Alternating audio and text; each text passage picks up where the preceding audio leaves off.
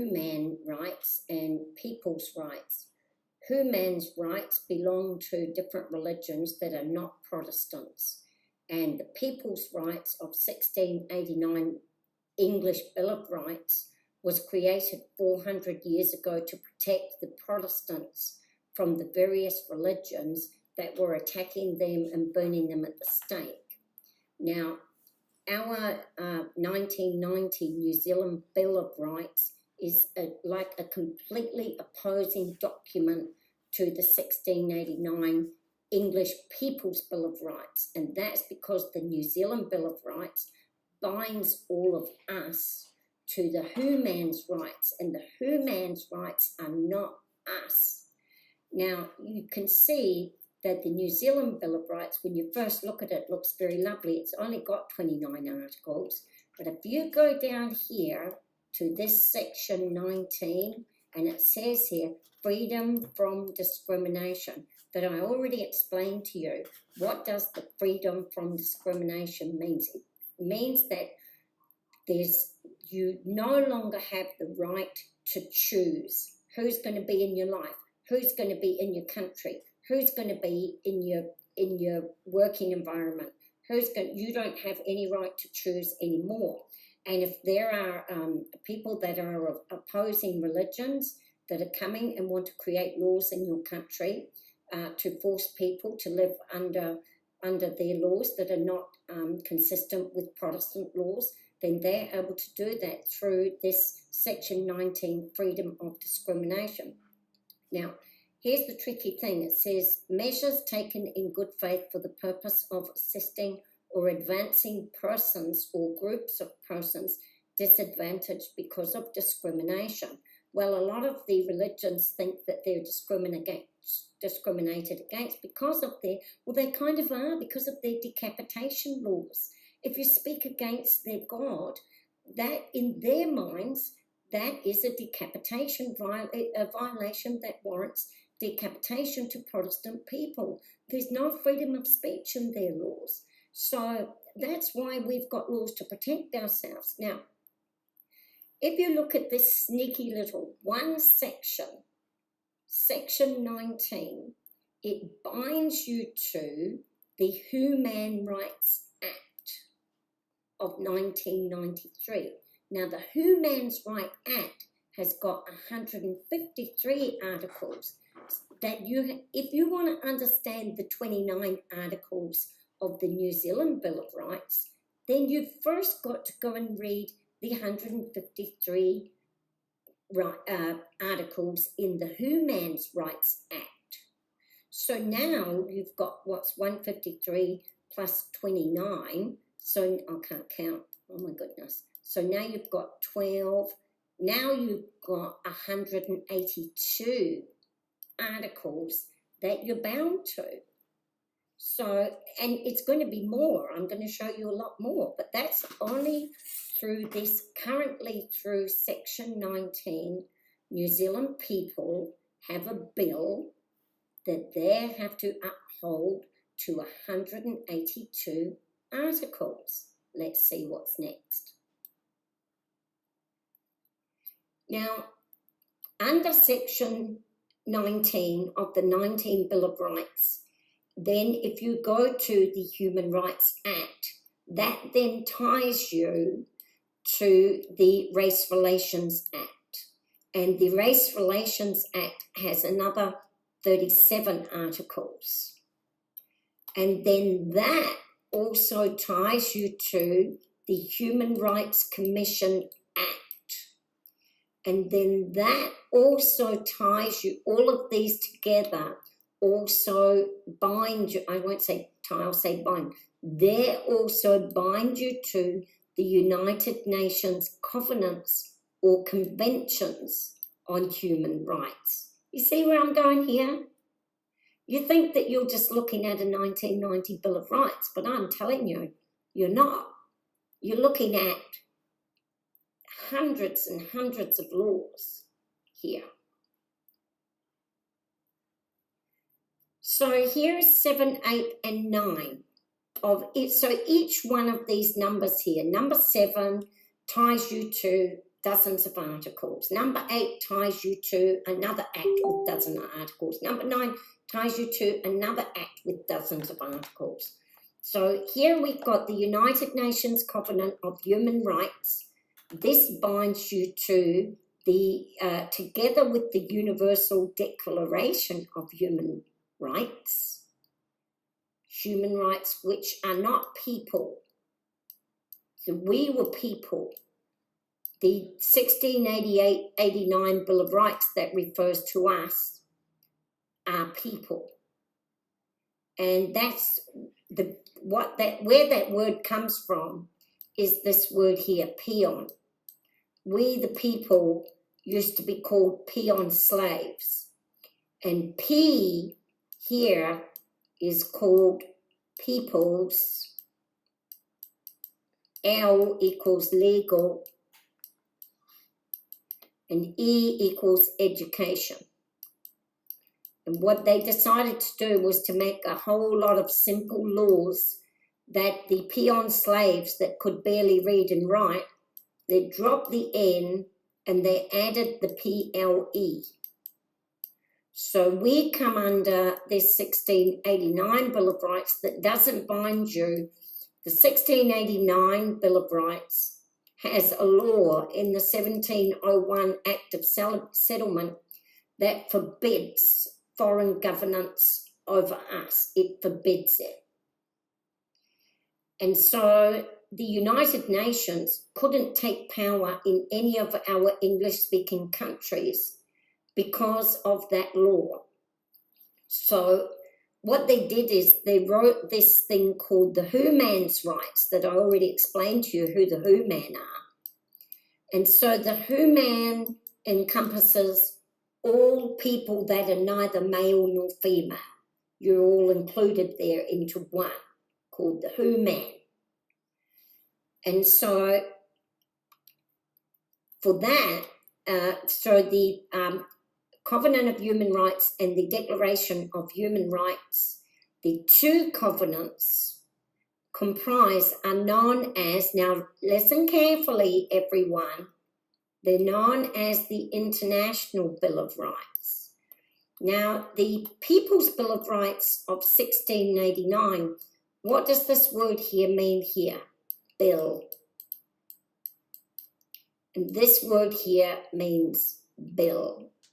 What is a bill? And if you read the 1689 Bill of Rights, what it says is, we the people will be allegiant to the governmental system on the condition that these rights, and there are only about, I'm going to do it later, but there's only about 15 rights or something. I haven't checked it, but there's around about, and don't quote me, there's around about 15 rights that you're entitled to. There aren't many. But they said, we the people will be allegiant to the governmental system that you want to have and to the Majesty on the condition that we get these rights. And then here is the bill. And that's why it's called Bill of Rights. And it tells you in the 1689 Bill of Rights who is responsible if the rights are not held. Well, that responsibility lays with the highest order, which is the Majesty. At that time, the Majesty was the highest order and the monarch. And that's why whenever they wanted to write laws, it had to go to the Majesty. After it went through the courts, it had to go, and Parliament had to go to the Majesty for the signing off. And they would check. The Majesty would look at her bill, which is from us, the people, and she would say, yep, this bill is fulfilled, this bill is fulfilled, this bill is fulfilled. Yes, you can have that law because you didn't go against the people's bill to the Crown, the people's bill to the Parliament, and the people's bill to the ecclesiastical leaders. But here we've got this international, and so who is responsible? They are. And then it goes on in the 1689 Bill of Rights to say, if our bill is not fulfilled, the majesty will be removed and the parliament will be removed. That's what it says in there. You pay our bill of our rights, or you're all going to be removed. But this international bill of human rights is very different. Because do you know who the bill is to? You. The bill is to you. And you're going to see later how many rights they're going to get. Hundreds and hundreds of rights to the world's poorest people, all paid for by the Western countries. They are entitled to a house. They are entitled to education in their own language in our countries. They are entitled to, I'm going to tell you later, but anyway, many things.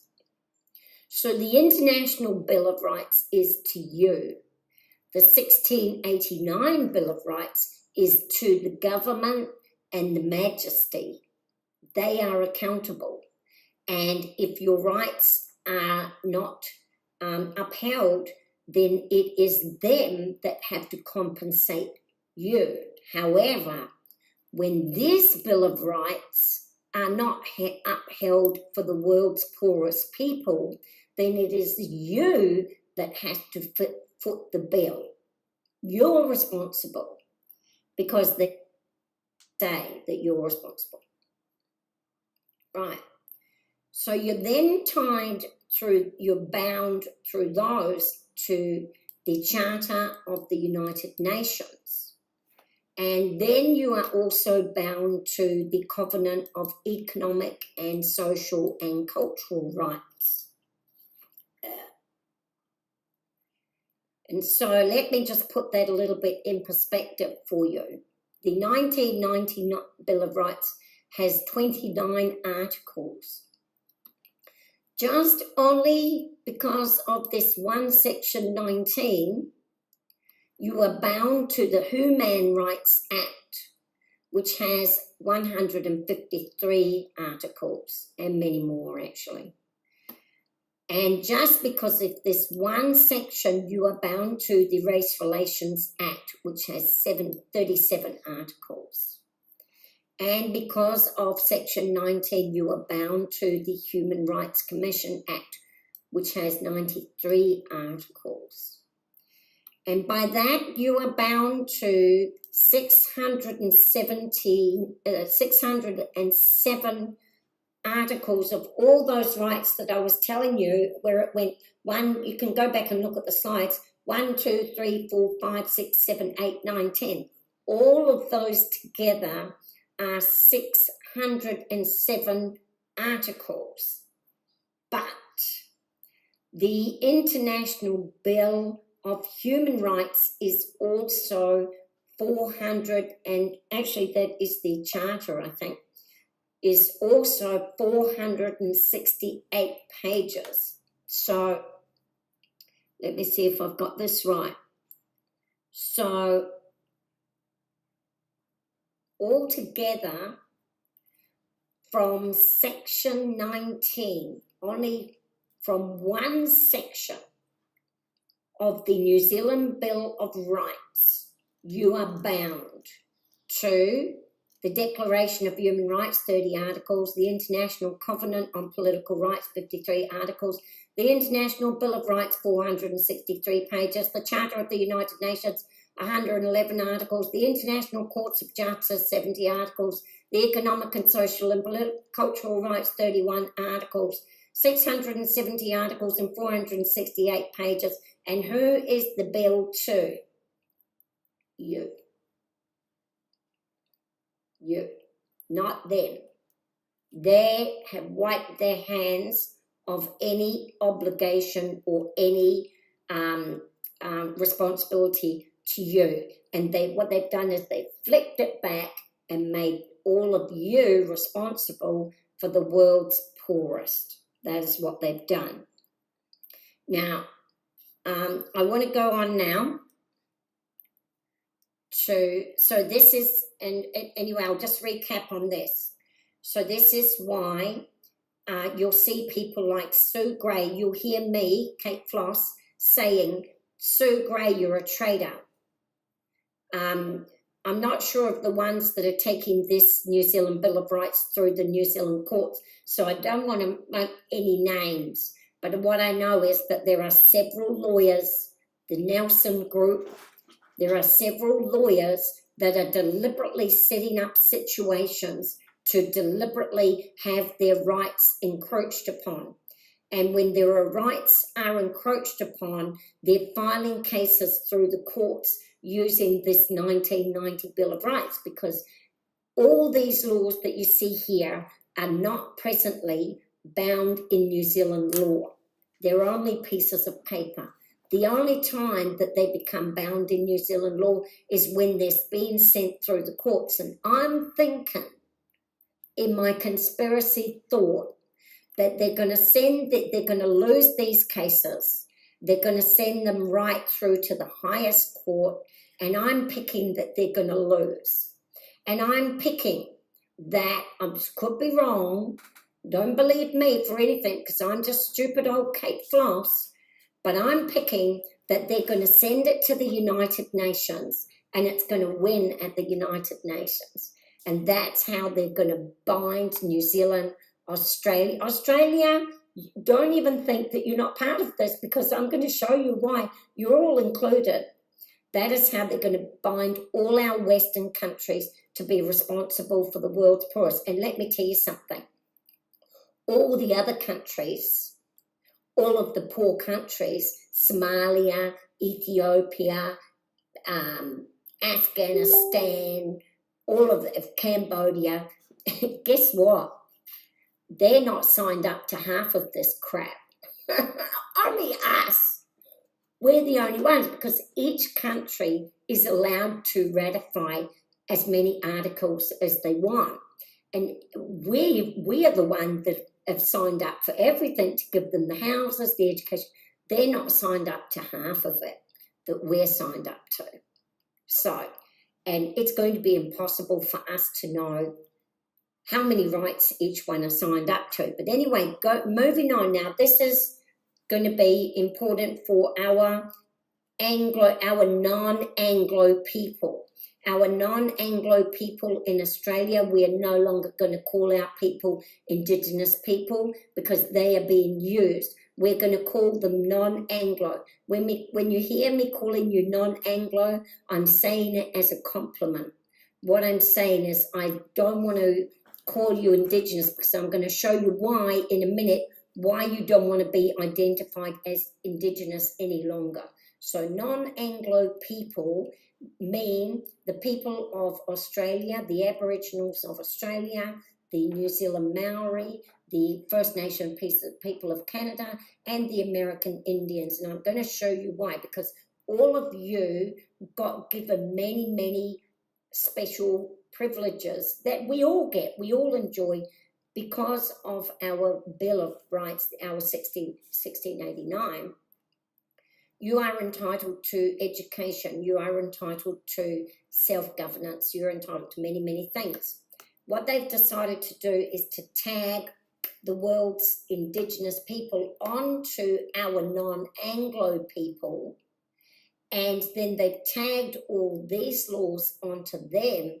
So all of the things that we were giving as privileges to our non-Anglo people, we are now going to be obligated and bound to give that to all of the other ethnic people that come to our countries. And they are flooding our countries with millions of these people. I'm not against immigration, but I'm just saying, I'm just wondering what's going on here. Now, so the 1990 Bill of Rights ties you to the